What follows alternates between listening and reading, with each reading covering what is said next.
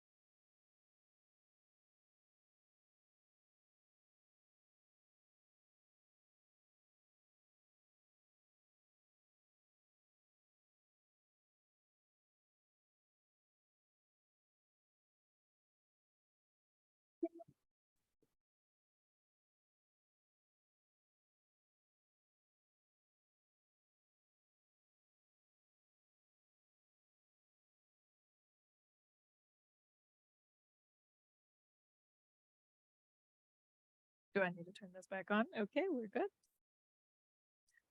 Thank you, everyone. Good evening, and welcome to the inaugural Accessibility Achievement Ceremony. This inaugural ceremony recognizes and celebrates the accomplishments of undergraduate, graduate, and professional students who identify with a disability or health-related impairment through heartfelt words and vibrant colors of representative of the Disability Pride flag. My name is Majessadore Lanini, and I'm a VCU alumni and founder of the Association of Students with Disabilities and Chronic Conditions. That was a very long time ago now. I'm really, really excited to be here. This is something that I always wanted when I was a VCU student and when I was graduating. I'm so excited that you all get to participate in this ceremony today.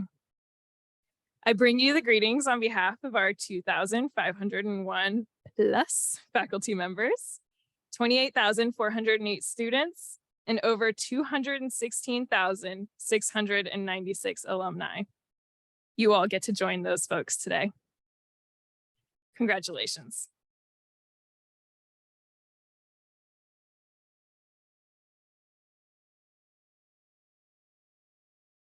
You all have enhanced and made so amazing VCU's campus and made it a community where we are all very proud to be part of it. Thank you so much for being here. Before we begin, all the administrative stuff, please turn off electronic devices and make sure that cell phones are silenced. We want to make sure that this ceremony goes quietly and smoothly for everybody. And it is now my honor to introduce Dr. Miriam Kadeba, the Director of the Office of Multicultural Student Affairs, who will bring forth the greeting and a warm VCU welcome.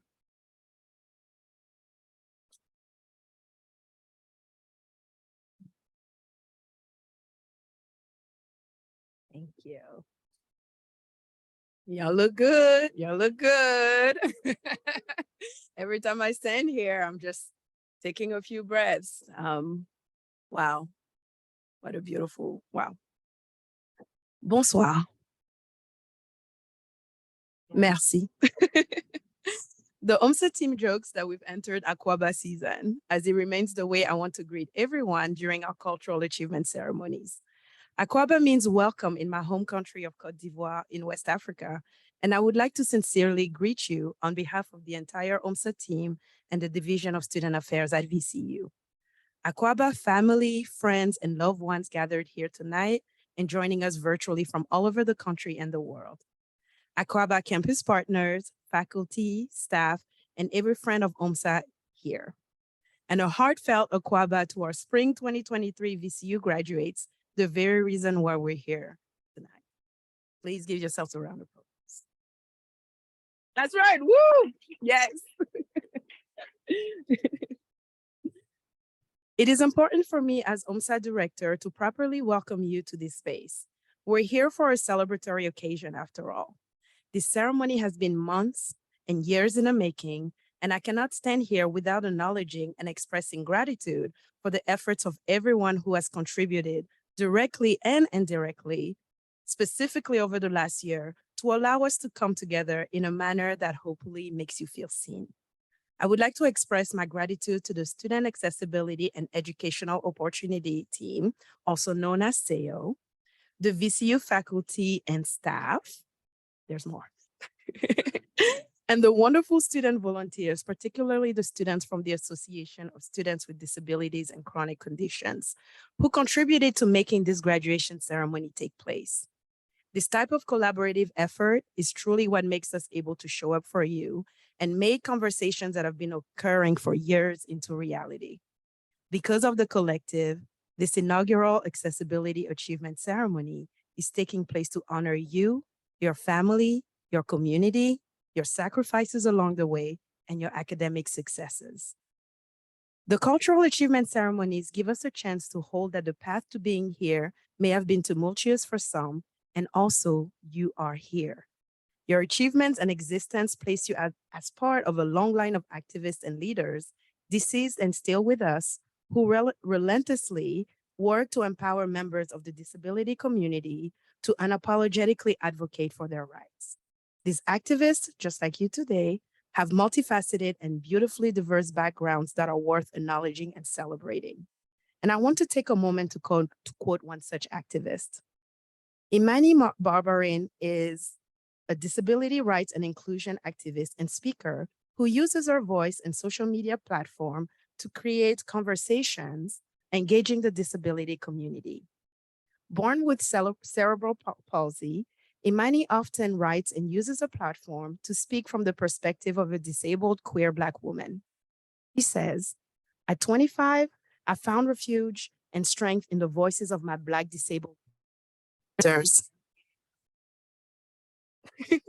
like Harriet Tubman, Fannie Lou Hamer, Henrietta Lacks, Audre Lorde, which led me to my passion for disability work and leadership.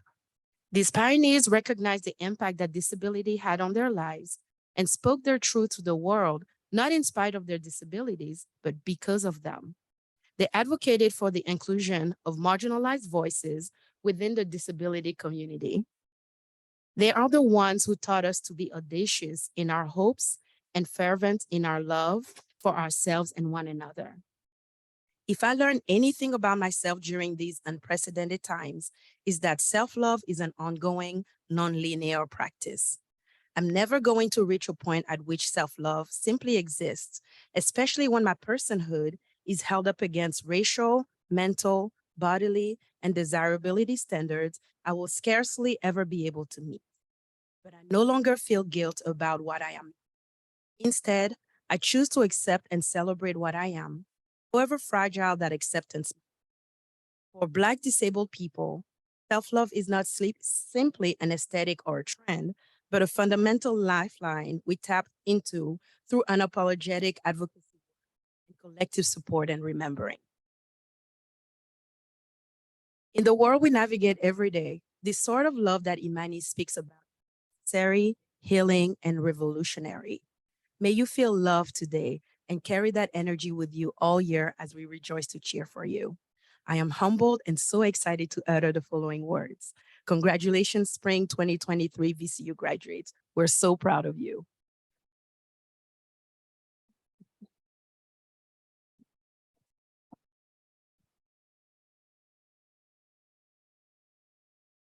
Thank you, Dr. Kadeva, for that special welcome.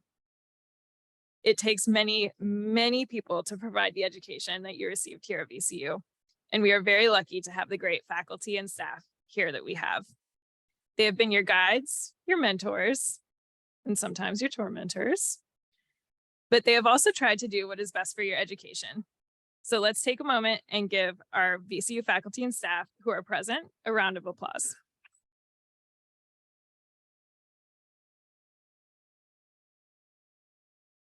Now we will have two of the class of 2023 to come and provide words of reflection and encouragement. We will have Sade Shepperson, who is graduating with a bachelor's degree in psychology, and Anasia Mapp, who is graduating with a SOE certificate from ACET with the College of Education. Please welcome our student speakers as they come.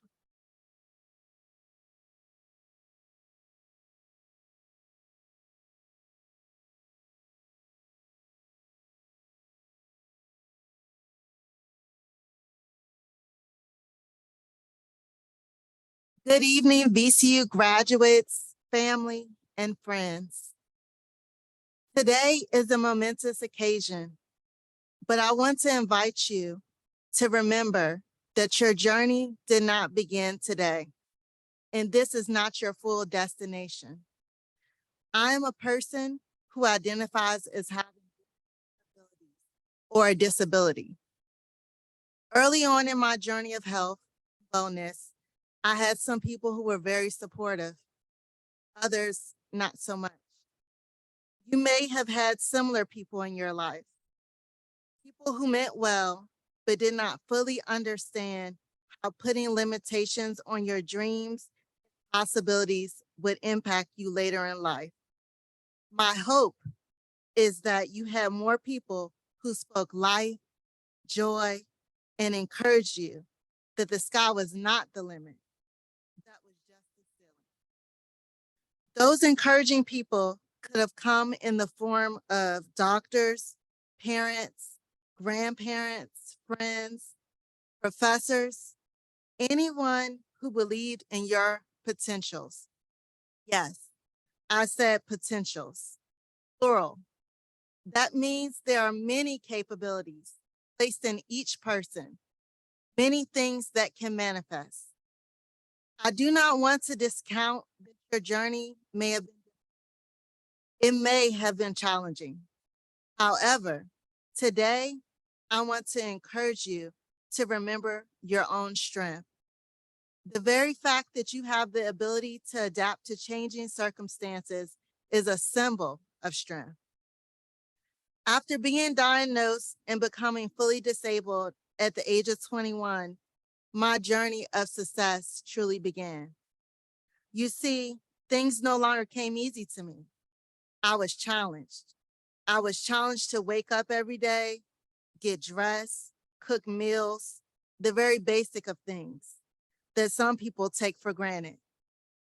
As I stand here today, speaking before you to share hope and encouragement, I don't want you to be misled to think that this moment here in time happened overnight. All of our journeys are unique, different, and special. There is no time limit on recovery and on achievement. I know something about all of you graduates without having ever spoken to each of you. That is that there is a spirit of determination inside of all of you that did not give up in the face of challenges. You put in long hours, studied hard, may have even cried some tears along the way, but you made it. We made it. I would like to share a mantra that I coined that helped encourage me along my journey. That power statement is diagnosis doesn't determine destiny. I repeat, diagnosis doesn't determine destiny. Find your own power statement as you think about what's next. You have already proved your fortitude, but I want to remind you, this is simply the beginning. You will go forth and accomplish many things, but today I celebrate you. Congratulations, class of 2023. We are the Ability Champions.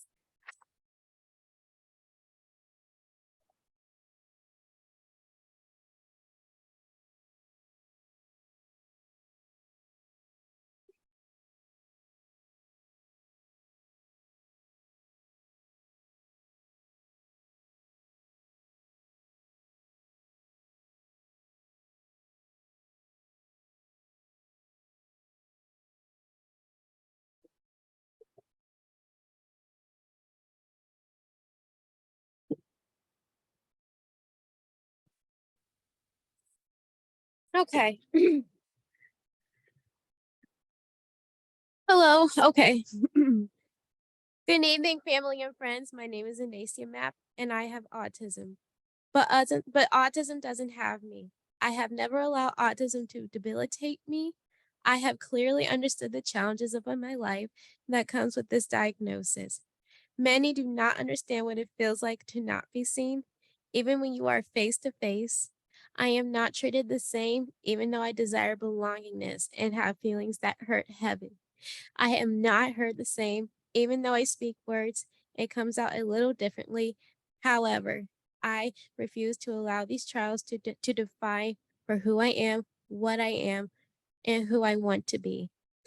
The word pioneer is the dictionary is defined as a person to be the first one to explore a new way or method. In this case, I am that trailblazer. Though I have not been blazed the trail alone, it has been shown statistically that boys are 4 times more than likely to have girls with autism. Now imagine that they are not statistics, but the reality of living this way. Nearly every class that I have, I was the only girl in the class. There was never never another girl whom I could look up to to help me navigate my own way or to share in my joy and pains. I thank God through my parents who always instill in me the character and charisma to go forth and to do your best and to take chances even if you fail. So I did, and from this I became a lot of first in my life. I was the first to win a beauty pageant as an adolescent child. I was also the first to go and interview alone and get my own job at Chick-fil-A as a teen.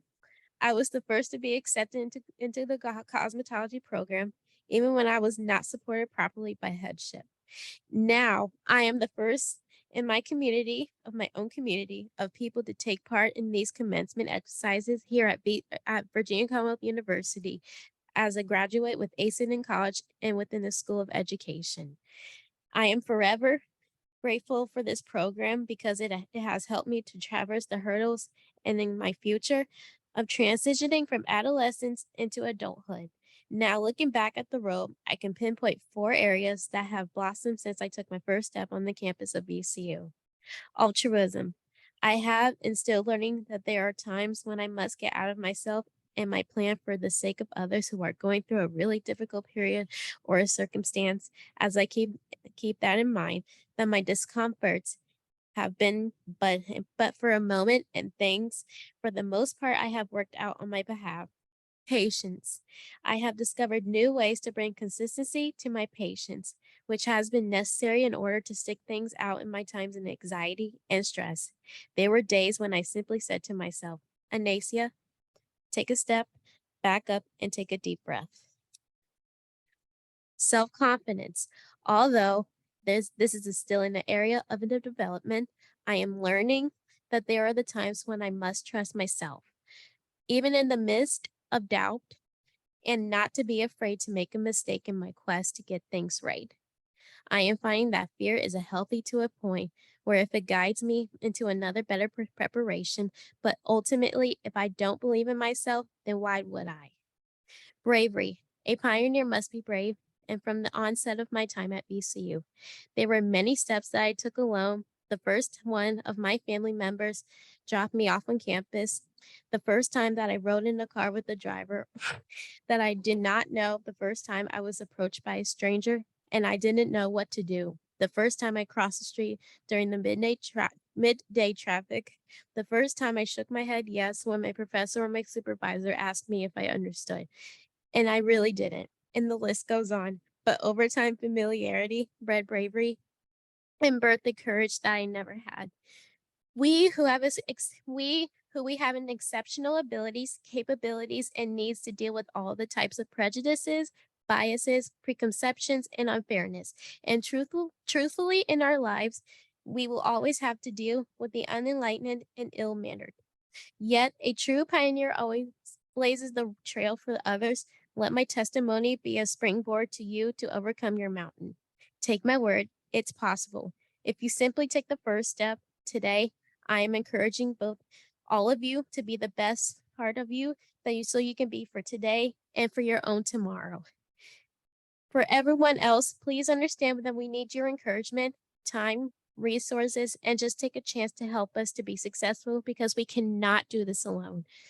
In closing, I pour out my gratitude and giving thanks to all the people that I accompanied on this journey, my mother and my father, my sister and my 2 older brothers, my many teachers throughout, my godmother and my teacher advocate, Holly Cotton, Miss Elizabeth Walker, my special education advocate, and Miss Sue Lawrence, my high school case manager, and my reading teacher. Miss Ramsey and the whole team at ACID, to include Miss Sonia Durnham, my career advisor and instructor, and Mr. Samuel Taylor, who has been my job coach from the beginning to an end.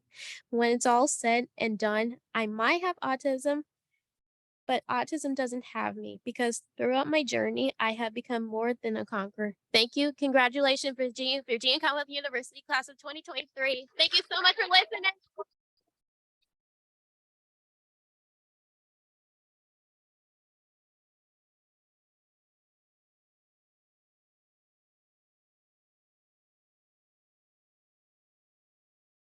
What powerful and encouraging words.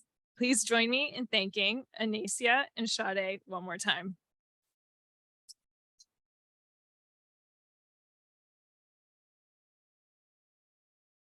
And now it's my pleasure to introduce our guest speaker today, Hannah Setzer. Hannah Setzer, a graduate of VCU's Master of Social Work program, is a rebellious writer, a movement enthusiast, and a disability activist and advocate with the state of Virginia. Hannah was born with a condition called cystic hydroma and a rare genetic condition that causes cysts in her head and neck. This has resulted in dozens of surgeries over her lifetime. Despite the odds of her condition, Hannah utilizes her story as a joyful rebel to transform lives and advocate for others through social media. She's best known on Instagram at Hannah V. Setzer, where she often shares her experiences of most aspects of her life. Her Instagram has nearly 100,000 followers, where she chronicles her journey with fitness, disability, and motherhood, just to name a few. She is the author of a book of essays on her life called I'll Pray for You and Other Outrageous Things Said to Disabled People, which has a nearly perfect 4.8 star rating on Amazon. Hannah's passion for helping others can also be seen in her work with her 501c3 nonprofit, Growing Inclusivity, which hopes to build an accessible playground and community garden for children with disabilities in Powhatan, Virginia. Hannah also owns her own business, Hannah's Handcrafted, which produces a variety of high-quality elderberry products, including syrups, jellies, and candles, for sale at local farmers markets and online. Hannah lives on a mini farm in Virginia with her husband, her partner in all things, her 4 boys, who are her biggest fans, and her ever-growing menagerie of loyal animals. Hannah's passion is clear in all of the work that she does to support others, and her transparency in her personal experiences with disability is immeasurable. She is here to instill hope that you too can chase your dreams and your chickens if you want to. Without further ado, I present you all Hannah Setzer.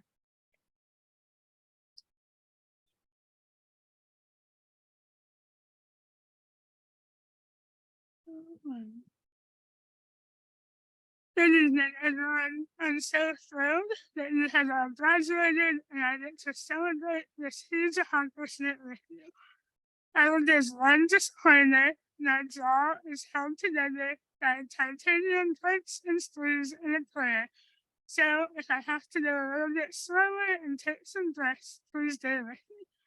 Thank you so much to the SAEO program for nominating me to join you today. It is really an honor. When working on this speech, I thought back to my own college experience. I went to a small Christian college in the mountains of North Carolina. I grew up outside of Northern Virginia in a small town where everyone knew at least someone in my family, and I was the last of my parents' 4 kids. My mom was a teacher, and growing up in public school, I had accommodations for my medical condition that seemingly all my teachers already knew me, so it never seemed like a big deal. I don't remember being involved in any of the planning processes. Moving 8 hours away to a college in North Carolina was a whole different story. They were not previously familiar with me.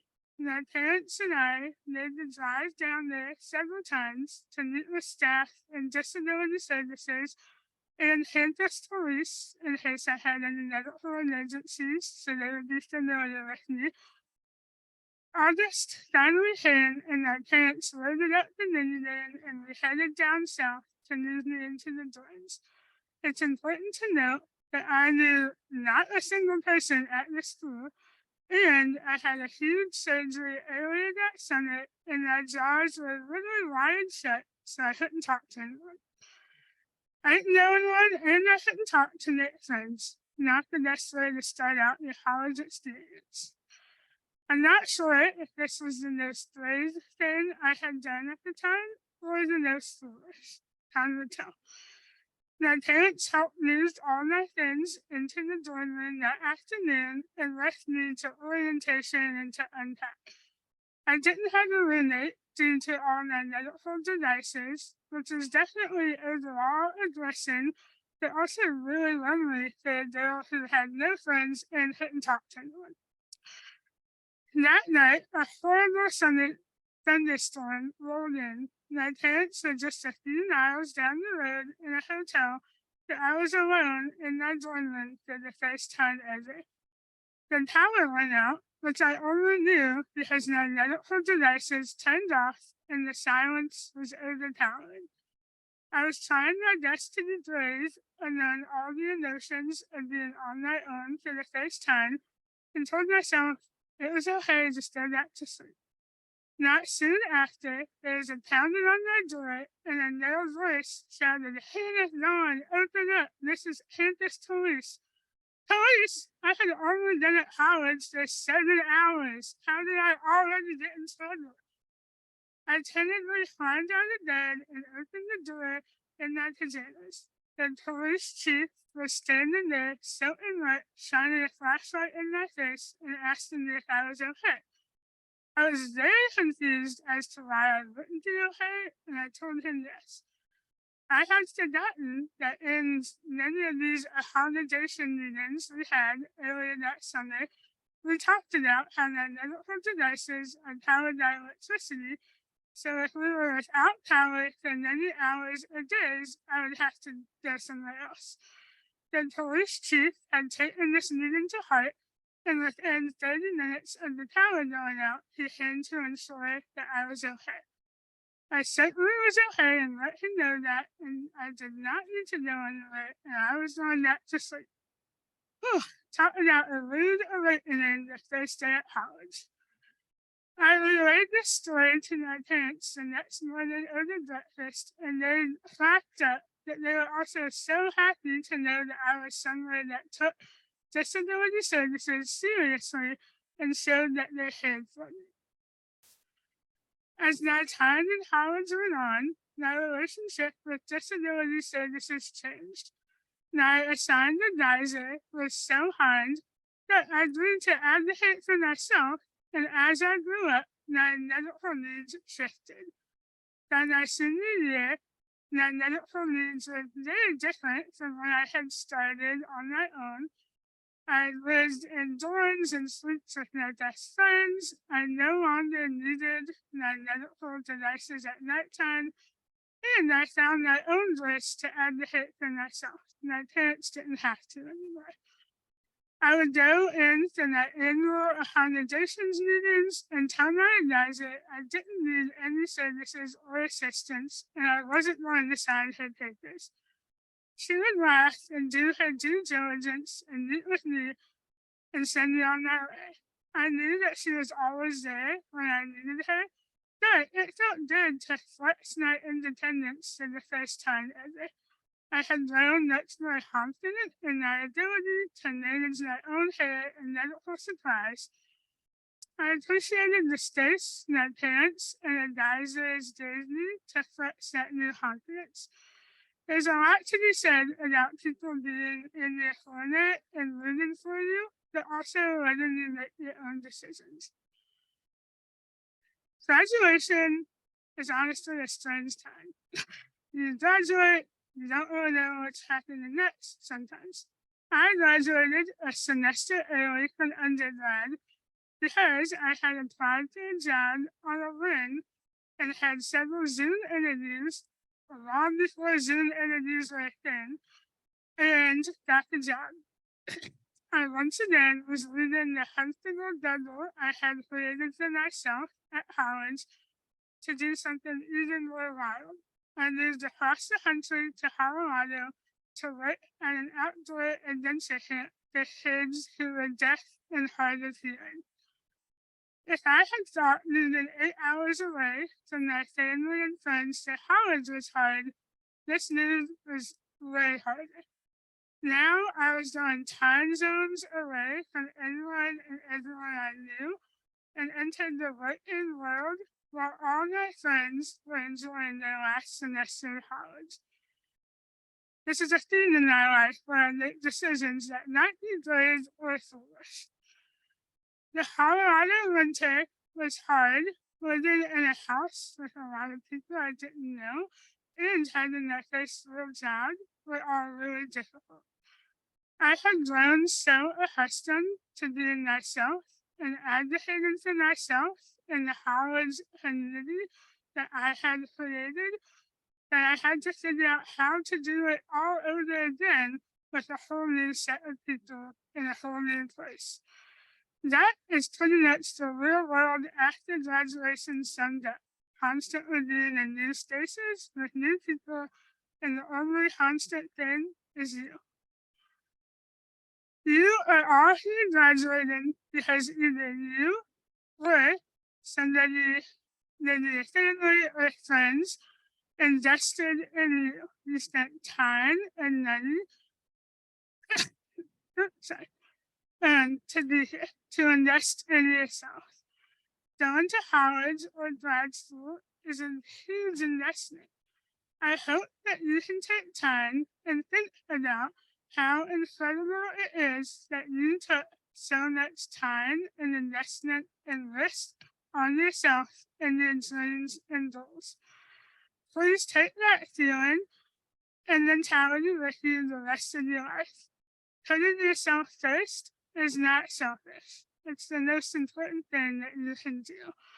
Your dreams and hopes and feelings are worthy and valuable of exploring and pursuing forever, not just in college. There is truly nobody more deserving than you. We all get the opportunity every day to rebel against thoughts and expectations society puts on us and work hard at creating and living the life that we want to live. It is okay to hold boundaries and know that you are worthy of investing in. You know what else you are worthy of? Existing and living in a society that was not built for disabled people. It is 2023 and buildings are not always physically accessible. Marriage equality for disabled people does not always exist. And it isn't always as easy as it was to me in college to get accommodations as it is out in the real world. I'm not trying to be a downer, I'm just being honest. I have good news though. You get to go and change the world. If any of those sentences I just said made you mad that things in society aren't equal and fair, that's okay. Use that. I had my master's in social work from VCU, and I'm a disability rights advocate by trade. That every day I advocate and fight for equality, and you can too. You have the voice and the ability to stand up for a more inclusive and accessible world. I do this on social media. As you just heard, I recently wrote a book, and my husband and I had a nonprofit to make an accessible playground in Powhatan. Every one of you deserves to go to restaurants, to go to concerts, to park in the parking spaces you need to park in, without having to fight and advocate for yourself. I wish things were different, but as they are right now, they're not. And I'm a firm believer in the slightly real, always getting the grace. So, when you have the capacity for it, be loud and bold and stand up for what you deserve. I know it can be exhausting and taxing, and often not how you want to spend your energy, but nothing will change unless we all shout loud enough for change to happen. Make these conversations part of your daily life. Share with your friends and family, colleagues, and the inequities that you face on a day-to-day basis. Advocacy does not have to be loud or your full-time job. It's just your day-to-day life. On my Instagram, sometimes I show how I modify workouts, how I blend up all the yummy food my husband cooks so I can make a supper and feed it for my feeding tube, or examples of truly surprising and ignorant things people say to me based on how I look. But I also get messages daily that people are listening and taking the time to think before they speak and speaking up about inaccessible places or thought about how they can make their space or activities more universally accessible. People really do listen when you talk. It doesn't matter if you have a platform of 1 or 100,000. When we first started dating, my husband knew very little about the disability world. Simply by being in a relationship with me and watching how people interact with me compared to him, like when we are in doctor's offices together for my appointments and the doctor still talk to him and not to me, he has learned so much. He can now point out missing accessible parking signs, notices when places have stairs and not ramps, and when people are being overtly ableist to me. He is just one person that